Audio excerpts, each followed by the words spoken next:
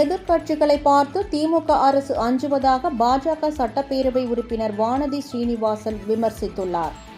டாஸ்மாக் நிறுவனத்தில் நடந்துள்ள ஊழலை கண்டித்து சென்னையில் உள்ள தலைமை அலுவலகத்தை முற்றுகையிட்டு இன்று போராட்டம் நடத்தப்படும் என்று தமிழக பாஜக அறிவித்திருந்தது. அதன்படி போராட்டத்திற்கு புறப்பட்ட பாஜக நிர்வாகிகளை போலீசார் கைது செய்து வீட்டு காவலில் வைத்தனர்.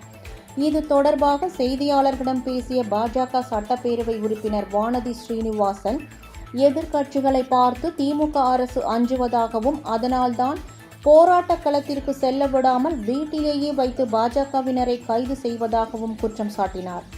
குற்றச்சாட்டுகளை கண்டு இந்த அரசு அஞ்சுவதாகவும் பொதுவாக போராட்டம் நடைபெறும் இடத்தில் வைத்து கைது செய்வார்கள் என்றும் குறிப்பிட்ட வானதி ஸ்ரீனிவாசன், ஆனால் இன்று போராட்டத்திற்கு புறப்படுவதற்கு முன்னதாகவே காவல்துறையை வைத்து திமுக அரசு கைது செய்வதாகவும் தெரிவித்தார். இன்று பாரதிய ஜனதா கட்சியினுடைய மாநில தலைவர் அண்ணாமலை அவர்கள் தலைமையில் ஆர்ப்பாட்டம் நடைபெற போகிறது. அதில் கலந்து கொள்வதற்காக சட்டமன்ற உறுப்பினர்கள் எல்லாரும் நாங்கள் கிளம்புறோம். இது தொடர்பாக ஏற்கனவே கவன ஈர்ப்பு தீர்மானம் கொடுத்திருக்கோம் சட்டசபையில் பேசுறதுக்கு.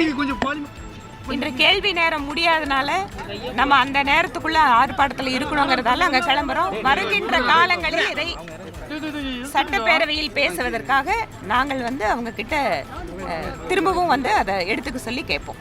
நன்றிங்க.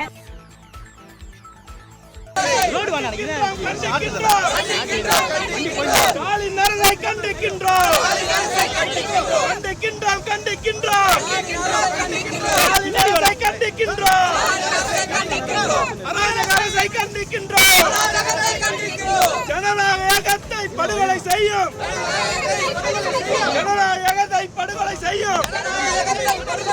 ஸ்டாலின் அரசை கண்டிக்கின்றோம்.